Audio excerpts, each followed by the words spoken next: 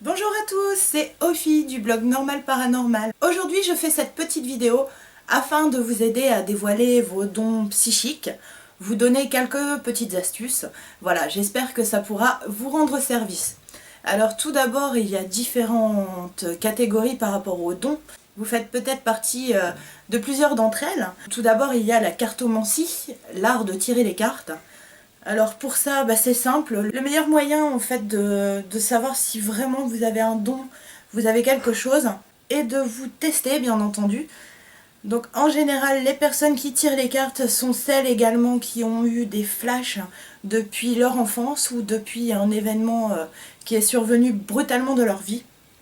Donc pour tirer les cartes, vous avez différents jeux de cartes, différents oracles, différents tarots. Les plus connus, bien entendu, restent les tarots de Marseille. Vous avez également l'oracle de G, l'oracle de Béline et beaucoup d'autres versions. Il y a le tarot des vampires, le tarot des sorcières. Après, c'est à vous de vous familiariser avec ce qui vous plaît le plus. Au niveau de l'interprétation, ça reste pratiquement la même chose. Il n'y a que le graphisme qui change, donc après c'est en fonction de vos goûts, de vos convictions. Et donc pour tirer les cartes, le meilleur moyen c'est de s'entraîner sur vos amis, votre famille proche. N'oubliez pas surtout de faire un nettoyage énergétique, bien nettoyer vos mains et vos avant-bras en vous les passant sous l'eau avant et après chaque tirage. C'est très important, il faut vous purifier. Car lorsqu'on fait de la voyance ou de la médiumnité, bien entendu, on manipule des énergies et il faut se vider de tout ça pour pas que ça ait un impact sur votre mental. Voilà, sur votre morale également. En ce qui concerne l'écriture automatique, c'est vraiment quelque chose que personnellement j'ai testé comme ça par hasard. C'est-à-dire qu'il faut déjà faire un travail énormément de méditation, bien se concentrer, faire le vide, ne penser à rien. Alors vous allez me dire, penser à rien c'est assez difficile parce que c'est vrai qu'en général on pense à ne pas penser. Donc c'est vraiment pas évident. Donc pour faire ce travail, vous avez pas mal d'exercices de méditation qui sont disponibles sur YouTube et qui vous permettent de faire vraiment le vide. Donc en ce qui concerne l'écriture automatique, c'est pas compliqué au niveau des accessoires à avoir. Moi j'utilise principalement une bougie blanche lors de nos investigations que j'allume en l'honneur de la personne défunte qui se trouve à nos côtés. J'ai un bloc-notes, un stylo. Et alors pour l'écriture automatique, vous allez vous recueillir bien entendu, selon les convictions et à la manière que chacun veut, j'ai envie de dire. Et parfois il peut même vous arriver de saisir le stylo dans l'autre main. Par exemple, si vous êtes gaucher, vous pouvez tenir le stylo de la main droite et vice versa. Ça n'a pas d'importance, puisque l'écriture automatique, en fait, ce sont les entités qui vont utiliser votre main à leur convenance. Donc si vous êtes gaucher, l'entité peut très bien décider d'écrire de la main droite et vous allez écrire parfaitement bien. Pas obligatoirement comme un enfant au CP. Alors l'écriture automatique, au début, faut pas se voiler la face non plus. Vous n'allez pas directement faire de belles lettres, de beaux textes, de belles phrases. Ça va commencer par des ronds, des cercles, des symboles. Souvent la symbolique est très importante également dans l'écriture automatique puisque vous allez vous retrouver à faire par exemple des marguerites au-dessus des i ou dessiner des petites étoiles. Ça peut être des symboles clés qui peuvent vous éclairer justement sur la personne avec laquelle vous êtes en contact. Donc des fois il peut s'agir d'un enfant, comme d'autres fois d'un adulte, homme, femme, c'est assez varié. Au niveau du magnétisme, il y a également pas mal de personnes qui me contactent en me disant qu'elles dégagent de la chaleur avec leurs mains. Donc pourquoi pas essayer justement de voir sur les personnes qui sont proches de votre entourage pour voir si vous arrivez à soulager par exemple les maux de dos, les douleurs articulaires ou éventuellement les brûlures. Ça peut être à tester. Donc il ne faut pas avoir peur de vos dons dans quelconque domaine que ce soit. Il faut faire preuve également de patience. On vous dit toujours, les voyants et les médiums que vous consultez souvent vous disent attention, vos dons vont se développer, mais ce ne sera pas pour tout de suite. Et ça, je vous confirme, ça a été la même chose pour moi en ce qui concerne la médiumnité. Voilà, donc on va attaquer à la rubrique médiumnité. Faut prendre le temps de voir vos dons se développer et surtout les accepter parce que vous ne pourrez pas les rejeter, il va falloir que vous viviez avec. Pour ma part, au début, les entités, je ressentais leur présence, je me sentais oppressée, je sentais qu'on me frôlait, qu'on était derrière moi, des souffles derrière la nuque, etc. Et depuis quelques semaines, on va dire bien un bon mois maintenant, j'ai acquis, je ne sais trop comment, la faculté en fait de pouvoir les voir. Alors, quand je dis les voir, ce ne sont pas avec mes yeux. En fait, j'ai pas l'impression de les voir comme une personne physique que je pourrais voir en film, en photo ou simplement en face à face. Ça fait vraiment comme une sorte de brume vaporeuse dans les tons gris en général en journée. Par contre, la nuit, ce qui est bizarre, c'est que j'ai l'impression de voir une forme noire, plus noire que l'obscurité.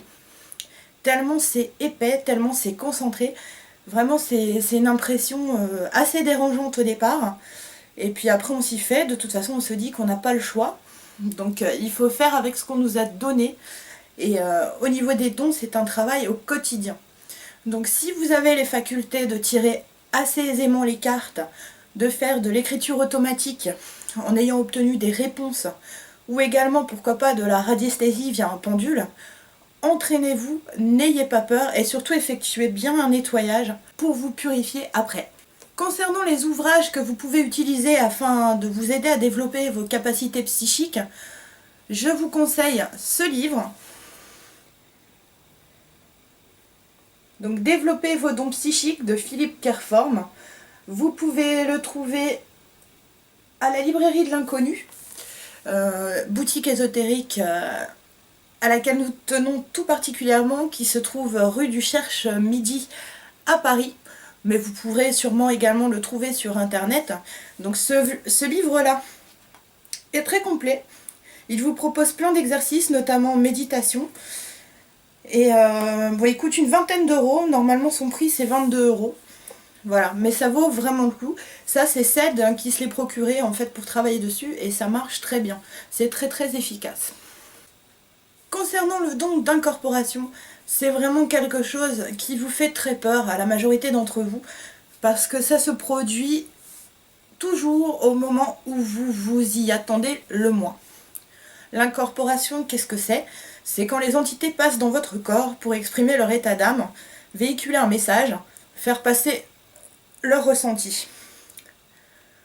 Alors ça peut être assimilé entre guillemets à une possession, mais c'en est pas vraiment une, car l'entité emprunte juste le corps.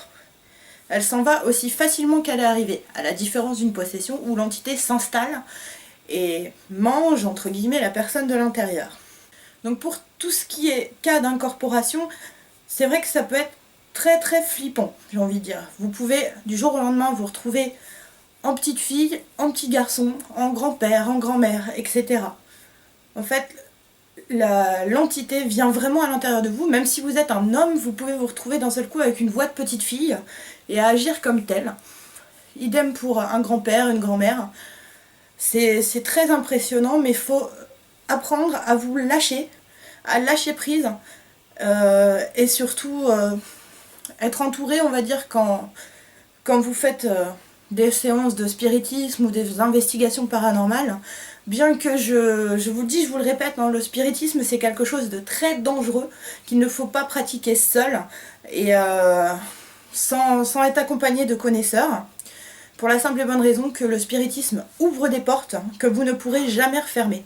Donc j'insiste, il y a beaucoup de jeunes qui s'amusent à se faire peur avec la planchette Ouija ou ce qui y ressemble. Faites très attention, ne pratiquez pas à la légère. Ne pratiquez pas également le spiritisme en claquant de rire. Ça a tendance à énerver les esprits. Et surtout pour les contacter, ne faites pas la bêtise de dire « Esprit, es-tu là ?» Appelez plutôt une personne nommée, nom, prénom. Bien que franchement je vous déconseille de faire du spiritisme, mais ne commencez jamais par « Esprit, es-tu là ?» Car déjà, les esprits malins sont très nombreux. En général, ce sont eux qui viennent les premiers, ils vous sentent vulnérables et ils vous attaquent. Donc soyez très très prudents. N'importe quel esprit malin peut se faire passer pour quelqu'un de proche. Si par exemple vous cherchez à contacter votre grand-mère, votre grand-père, attention aussi à poser des questions pour le piéger entre guillemets et vérifier la véracité de ses propos. Posez des questions dont vous seul connaissez la réponse. Et surtout, si vous sentez qu'il s'agit d'une farce, n'insistez pas plus et terminez la séance en remerciant toujours l'esprit. Bien sûr, pour faire une bonne séance de spiritisme, il faut que la personne qui ait ouvert la séance la referme également. Toujours, toujours, toujours remercier l'esprit. Après, au cours de la séance, tout dépend des convictions de chacun, mais j'ai envie de dire, la meilleure façon d'être protégé et d'avoir une certaine assurance entre guillemets, c'est quand même d'avoir un petit flacon d'eau bénite à proximité ainsi qu'une croix, si possible en laiton. Après, tout dépend des convictions de chacun, mais vous avez également des lotions d'exorcisme pour le corps que nous sommes procurés toujours à la librairie de l'Inconnu sur Paris, qui sont assez efficaces pour éventuellement dégager les mauvaises ondes, les mauvais fluides. Au niveau encens et herbes, ce que vous pouvez utiliser pour tenter d'entrer en communication avec les esprits, vous pouvez faire brûler de la sauge blanche, ça les apaise. Par contre, le benjoin, ça a tendance à les énerver. C'est-à-dire que, théoriquement, il faudrait demander aux esprits présents dans la pièce s'ils vous autorisent à faire brûler de l'encens de benjoin. Après, vous avez également l'encens pontifical, qu'en général j'allume au tout début des investigations, puisqu'il regroupe un mélange de différents encens, notamment de la myrrhe, donc purificateur, protecteur. Ensuite, vous avez différents encens, bien entendu. Le sang de dragon étant le plus fort, permet de chasser les entités négatives, extrêmement négatives. Le sang de dragon est bien entendu un encens qui coûte très cher et à utiliser uniquement en cas d'urgence. Pour un dégagement autrement, vous pouvez simplement faire brûler des feuilles de sauge blanche et également passer dans la fumigation de cette dernière. Pour vous débarrasser des larves éthériques, vous pouvez également faire brûler du camphre en poudre. Alors attention, le camphre provoque des crises de tachycardie, donc surtout aérez bien les pièces une fois que vous avez fait brûler le camphre. Afin de purifier également un lieu, vous pouvez faire brûler du bois Palo Santo. Ça se trouve en petits bâtonnets. Ce n'est pas très très cher, ça doit être 4 ou 5 € les 6 bâtons. Vous en trouvez également dans toutes les bonnes librairies ésotériques et également sur internet. Ça dégage une odeur un petit peu de coque de noix de coco brûlée, donc je trouve pas ça désagréable. Et c'est très très efficace aussi au niveau purification. Voilà, donc mes conseils, si vous avez des dons, ne soyez pas pressés. Honnêtement, ça sert à rien de vouloir accélérer les choses. Vos dons se développeront. Gardez confiance en vous. Pratiquez, que ce soit le magnétisme, les cartes, la radiesthésie. Et surtout, ne baissez jamais les bras.